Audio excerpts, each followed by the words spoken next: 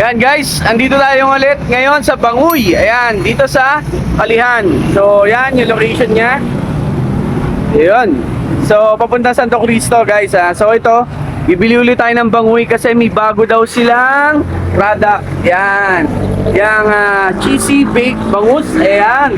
Ito sa iba ko lang naalaman dati, di ba? Yung merong cheese sa ibabaw. So, sila meron na din. Ayan. Tapos yung kanilang Banguy tempura. Oh, amura oh, 99 lang.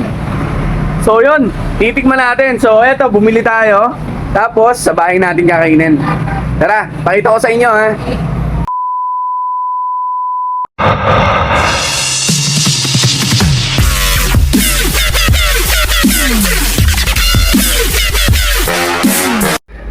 So yan guys, eto na, it's dinner time. Yan. So, yan, kanina galing tayo kay Banguy. Ayan, ulitin ko po ang location niya. Siya po ay located sa Kalihan. So, malapit lang sa kanto ng Barangay Santo Cristo. Ano, yan. So, yan guys, eto yung titikman natin ngayon, yung bago nilang product. So, yung cheesy bangus at saka tempura. So, mamaya yung cheesy ko pakita sa inyo ha. Ito muna ang tempura. So, ang ganda ng packaging niya guys. So talaga safe na safe yung pagkain mo. Imagine, dinala ko yan sa motor ha. So yun o, meron na palang supot, meron pang ganito. Nice, Banguy. Galing ha. So ito, pakita natin yung kanilang tempura. Iyon. Wow. So yun, tinatanong ko sila kanina, ano ang itsura ng tempura nila. So, iniisip ko, giniling na nila yung bangus, tas hinalo sa butter mix. Pero hindi pala, buo yung bangus, tas nilagyan lang ng butter. Sinasaw lang sa butter, saka pinirito. So, ayan, meron kasamang dip. So, tara, tikman natin. Eto na guys, kuha tayo. Yun. So, tempura, syempre, pinirito yan. Laki oh.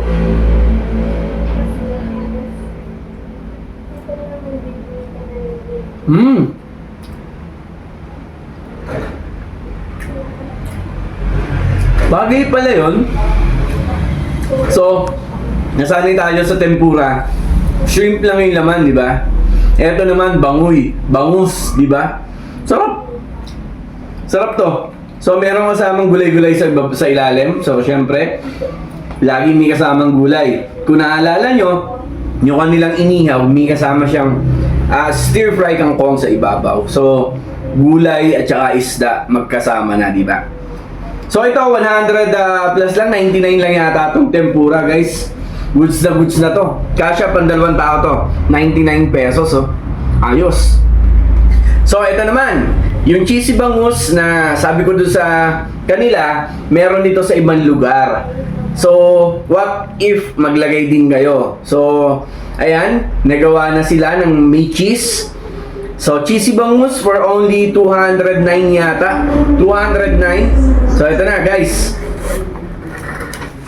Wow! So, ayan guys, meron cheese sa ibabaw. Oh. Tapos, isang buong bangus. So, ito na. Titikman na natin mga idol. So, excited na ako. Nice oh. So, ito buong bangus tapos binake nila. Yan. You know, boneless yan mga idol oh. Yan guys. Perfect bite.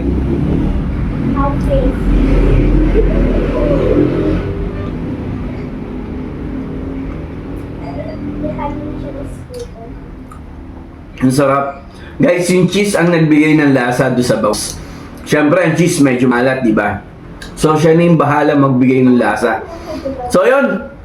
Sarap, guys. Doon po sa mga nakatikim na ng banguy, tikman nyo na rin po itong kanilang mga bago. Itong cheesy bangus ang kanilang tempura, no? So, yan. May kanin tayo. Dinner time. Tikman natin sa kanin kung babagay talaga siya, di ba?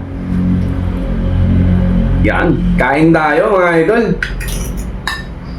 So, ito. Yan, perfect bite. May kanin, no?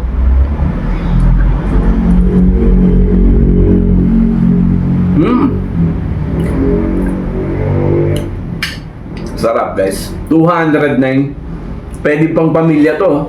2-3 kayo. Kasya-kasya sa to sa inyo. Guys, mura na to. Sa mga healthy living dyan, ayaw ng karne, isda ang maganda nating pampalit. Eto na yan.